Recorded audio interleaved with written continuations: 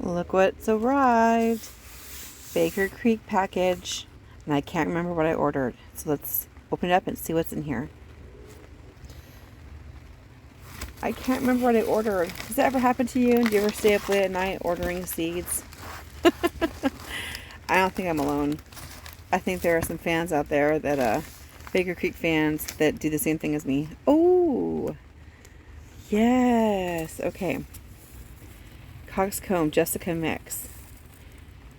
I think the first time I ever saw Coxcomb was in a kit for like a child's gardening kit. It's supposed to look like brains. I guess maybe if you look like those, maybe. They're so beautiful. Look at that. 90 days, a rainbow of color, including crimson, yellow, tangerine, magneto, maybe magento, I don't know, and cerise. Mammoth heads reach to 16 inches across and sit on short, stocky plants just over 1 foot tall. So no, they're not going to be that tall. That's good. So I'll put that kind of in the front of like a stand of flowers. Start indoors 3 to 4 weeks before transplanting out in full sun. Okay.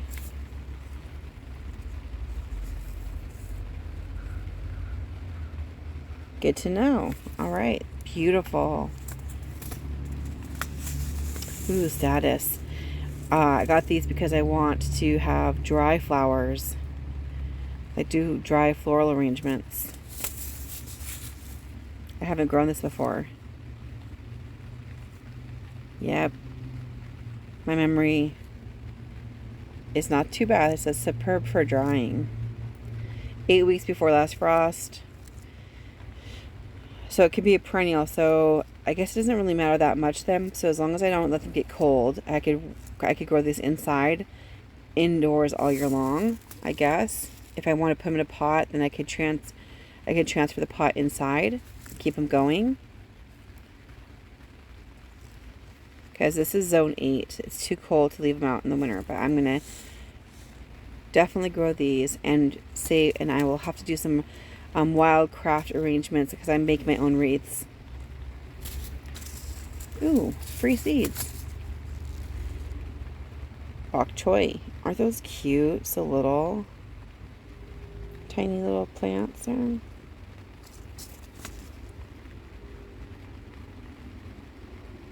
Adorable. That would look really cute on a plate. Oh yes, I love sunset runner beans. Okay, so I grow scarlet runner beans, and sometimes they run out of time to dry on the vine. So sunsets are half runners.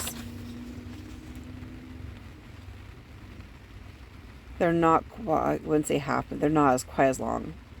And they did mature faster than the scarlets when I did a side-by-side comparison. So sunset runner beans are a good choice, and they have the pink, peachy colored flowers.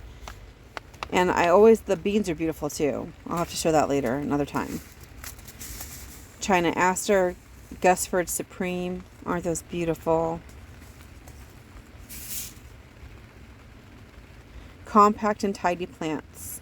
So I always am thinking about like the arrangement, like the shorter plants in the front, taller in the back. Beautiful. Ooh, hoppy black dye, sunflowers. Yes, I want to grow these and try to make my own dye for linen and so forth.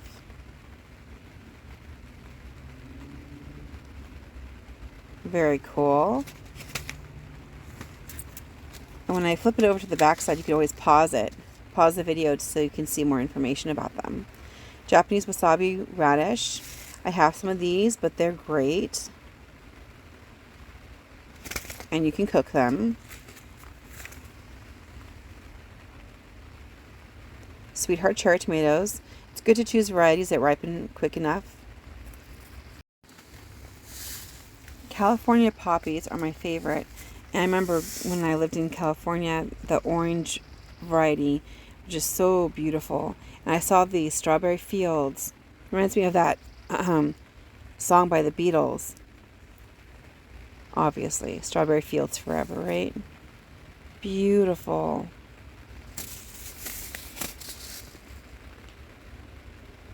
Sherbet colored. Beautiful. It says plant in full sun or partial shade and in poor or somewhat dry soil. Okay, that's good to know.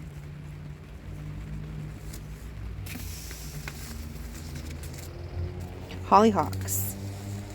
Margaret double champagne. Can be biennial, so that means you're going to get seeds the second year if they survive that long. Romantic, soft, blushing pink powder puffs with dark pink centers freely produced on dwarf plants. So I was going for short plants, I guess, on this order. Hollyhocks are generally very, very tall, so these ones are going to be shorter than that.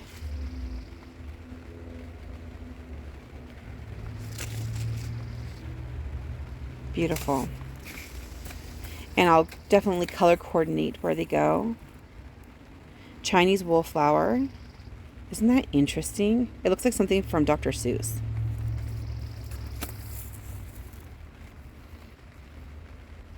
Nearly extinct edible ornamental. Cool. Phenomenally tender and delicious leaves. The greens of this beautiful plant have been our favorite ingredient at the Baker Creek Test Kitchen.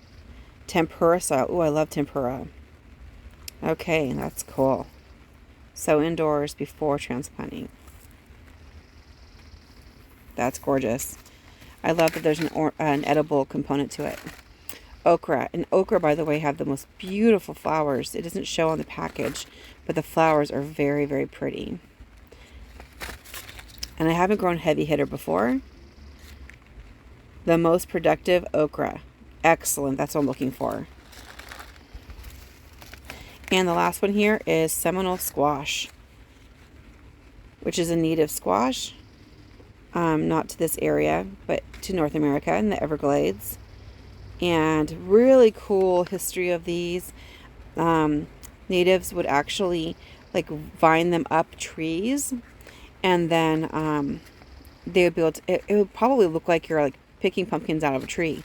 But they'd vine them up dead trees, and that's a really cool idea.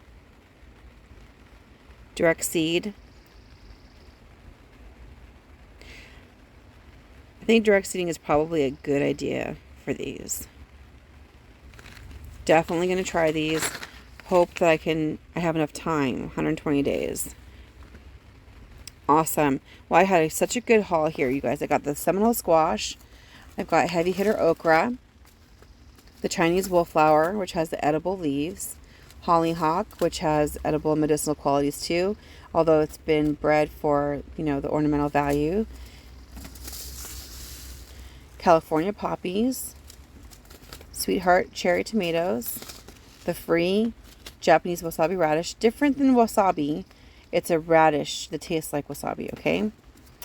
And then you have the black hoppy, black dye sunflower, these Chinese asters, sunset runner beans, bok choy, which was free, the status, which I'm going to use for dried floral arrangements, and the coxcomb.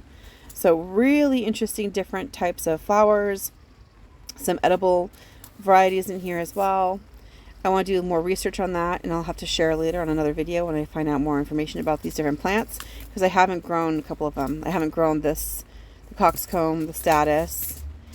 Okay, so those are ones I didn't grow. I grew these, I grew these. I haven't grown these. I've grown sunflowers, but not that particular variety. I've grown these. And similar, different varieties, but same basic plant. So, and the ones I started with these, actually I didn't have long enough. So I want to make sure I start them earlier this time. So these are new to me. Very new to me. And then the other ones I have used before, but different variety names.